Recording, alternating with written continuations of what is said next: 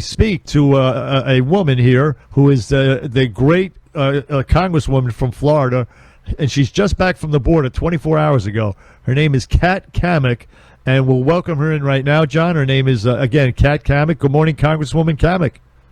Good morning. And, John, if it makes you feel any better, I'm in my hotel room here in Manhattan, and I am freezing my tail off, too. And I'm a Floridian, and we invented AC. So...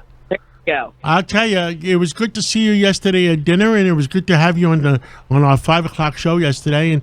And you are mad as hell at what the heck is going on in our country and what's going on at the borders. And tell us a little bit about what's going on in the borders. Well, long and short of it, and yes, you're 100% right. I am pissed as hell. We are being invaded. There's no other way to put it. I've been down to the border 5 times. I serve on the Homeland Security Committee in Congress, and every time I go down there, it gets worse. The processing facilities are filling up at record rates. I go out at 2 o'clock in the morning with Border Patrol and the Texas Rangers, and they are by themselves. And you've got hundreds of people in a single night with one Border Patrol agent is trying to apprehend. And this is the crazy part. The cartels, this is big business. They're making $32 million a day minimum because every single person coming across is a $6,000 price tag, and they're herded like cattle. They're marked with wristbands showing that they've paid and their number. And the Border Patrol, they take these people in, but while this is happening, the cartels have drones up in the air watching, and they're running drugs 100 yards to the right and the left up the river because that one lone Border Patrol agent is completely tied up with all these family units. And then you have the people on the International Terrorist Watch list. We've caught 50 so far this year. It's a disaster, and it's an invasion, and it is all 100% coordinated and by design. There's no other way to put it. Every single American should be upset about it. And all those drugs, it's landing in our community. That's why I say every town in America is a border town. Absolutely. Congresswoman Kat Cammack on the Bernie and Sid show with Mr. John Catsimatidis. And yes, every state is a border state. You're right about that.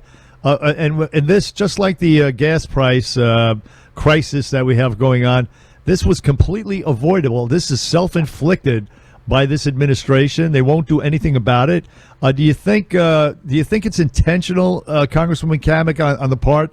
And if so, what is the goal? What is the end game for this administration allowing these people and the cartels to do what they're doing? I say you can't walk down the sidewalk without tripping over one of Joe Biden's crises. In fact, we saw over the weekend, even he tripped over one of his own crises. Yes. It's so bad on every front that people wonder, is this by design? And I say the only thing I can think of with the record spending, the historic inflation, Afghanistan, defunding police, the invasion at the southwest border, gas or groceries is your option of the day, these kind of things, it all points back to one thing. And I think that is the agenda of dependency and control. The left wants to create all these big government programs and make things so bad for everyday working class Americans, they turn them into dependence of the government, which of course people will never vote to get rid of programs that benefit their pocketbook. So that just really spells that the Democrats create this stuff, make people dependent on government so that they can stay in control. That's the only thing I can see is really going on here.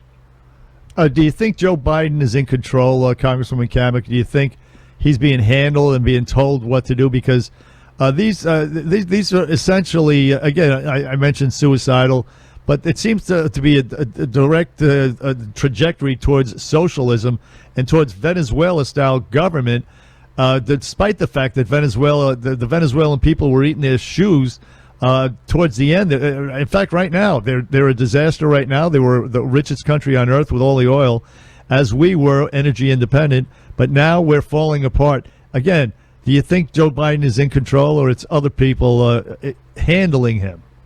I think it's other people handling him. I've even had my Democrat colleagues come back from White House meetings, and they'll tell me, they'll be like, man, he's just not all there. There's no way that he's running things. He's getting a cue card for every single person that comes in that Oval Office, even if he's worked with that person for 40 years. He's just not mentally there, not mentally fit, I think, for the job, which is, if you're his family member, shame on you for putting him through this, right now. Yep. You can be president and have early signs of dementia. I do think that it is a lot of handling by staff. And the fact that I have Democrat colleagues that come back from meetings and say, yeah, you can see it. There's just a glassy-eyed look there.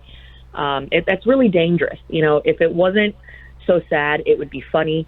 But more than that, in these times, it is dangerous. Our adversaries are watching this, and they're loving it. And I think that they are so far gone down this path on socialism that they are going to throw everything they've got at the wall to see what sticks.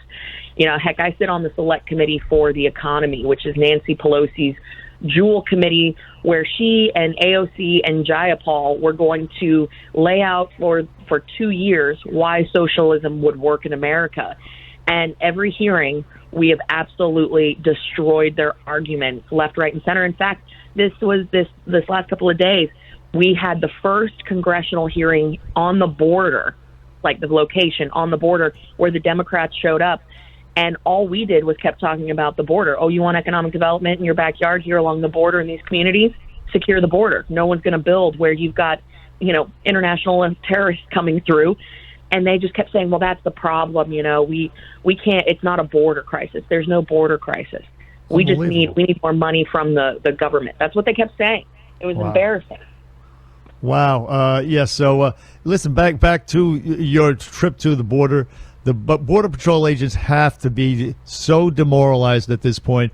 I mean, the latest, of course, they see the cartel succeeding, making money, the fentanyl coming across, killing their fellow Americans, and their hands are tied, and so that's demoralizing. But then you have an incident like the horsewhipping incident where the agents were actually cleared, and yet still you have the government, their bosses, the DHS and the Biden administration say, well, we're going to punish them administratively. They won't take a loss, and they're going to go after these heroes, these hardworking first responders, law enforcement officers, and punish them anyway, even though they did nothing wrong. I mean, the demoralization has to be off the charts. Oh, it's terrible. It is so terrible. And, I rodeoed for 20 years and barrel raced, and I rode split reins. I know exactly what they're doing when they're maneuvering and how it looks like your reins are flying out, and they did nothing wrong. They absolutely did nothing wrong. They were cleared of it. But I can tell you from the talks amongst the DHS personnel in the higher ups, amongst the Homeland Security Committee, they need a pound of flesh because their base, that radical leftist base, will not let this go. And they are looking for someone to be their scapegoat on this. And so those agents, unfortunately, are going to keep getting pursued until Republicans take back the House. And when we take the House back, all this crap stops. And we will be going after the administration on every front. And we already have the impeachment papers for Mayorkas lined up. So I tell the agents, I know that life is pretty crappy right now. And I know how hard you're working. And they all see it. They see what's playing out here. That's why the entire Rio Grande Valley is going red. We're going to have 3 Hispanic women that are Republicans representing that area in Congress because people are so fed up with it. And I think that speaks volumes. So they get more retaliation now, even though they were cleared, but all of that is going to go away. Their records are going to be restored, and the people within DHS who are pursuing this, they will be held accountable. So, Mr. Katsimatidis, what Congresswoman Cammack is saying is the cavalry is on the way. The cavalry is coming. Hold out till November, and where's the cavalry? Well, it's coming. There it is. There it is. I see them up the hill. They're coming down. Yeah, there is, and it's true, Congresswoman. Once we retake the House, and God, if there's a God in heaven, the Senate as well, we can correct a lot of these things and counter some of these destructive, suicidal policies on the part of this administration. Yeah, and by the way, John, did you see I was up at the front of the Calvary there? I don't know if you could see my blonde hair flying around. I saw it. And you didn't look like Custer. Yeah, that would be a bad hair day for me. And speaking of which, go ahead. I'm sorry. No. I mean, I think that you look at what's happening. There has been such a massive recruiting effort to find blue-collar, working-class people. For me personally, I'm traveling the country getting blue-collar, working-class conservatives elected. I want people who have true grit, who have experienced adversity, who know what it's like to get in there and scrap a little bit. I don't need, any more of the, I'm a career politician just looking to fail my way up. We need people who can get in there and fight, because that's what it's going to take on all fronts. But, man, they are coming out of the woodwork, and they're coming from all over the country, from some of the states we would never even expect. So I have great optimism and hope for us taking the House back in record numbers, and the Senate. I think we'll pick up 4 in the Senate, and I think we will again take the House, which not a lot of people realize. We as Republicans have only taken the House back 4 times in 100 years. This will be the 5th time, and it will be by the largest margin. Wow, that's music to my ears. If we don't take back the House, and we need the Senate too, otherwise our country. I mean, I worry about our country. I think this election is it. I don't think that there's another option for us beyond this election. If we don't do it right now, then it definitely will not tee us up for a winning option in 24. So these next 2 elections are absolutely critical, and they're absolutely tied to one another. We win the House and Senate now.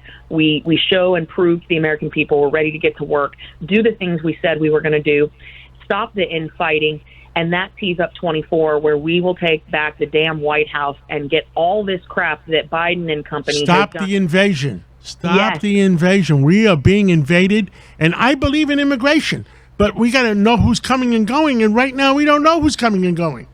Exactly. I mean, when you have 238,000 people in a single month that are coming into our country and then subsequently being released, give me a break.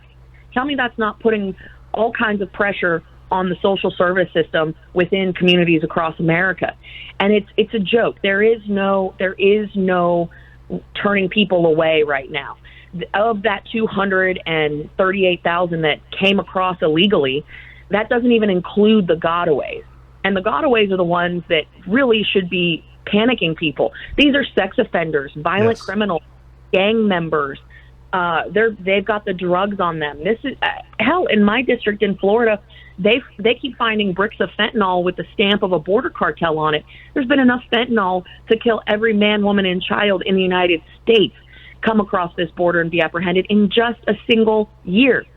That's crazy. What are we doing?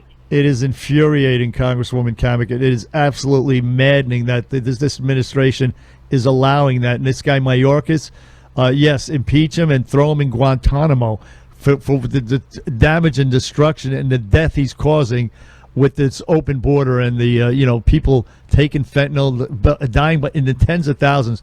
Listen, Congresswoman Cammack, thank you for your patriotism, for your passion, and for what you do for this country. And thanks for appearing on the Bernie and Sid show and Cats at Night. Listen, you did great work, so congratulations on that. We wish you well in the future and look forward to having you back. Hey, thanks so much, and thanks for keeping the fight alive in New York City. We can't give up on New York. No question about it. There you have it. Congresswoman, keep fighting. Keep fighting. Keep fighting. Keep hope alive. Congresswoman Kat Cammack from Florida on the Bernie and Sid show.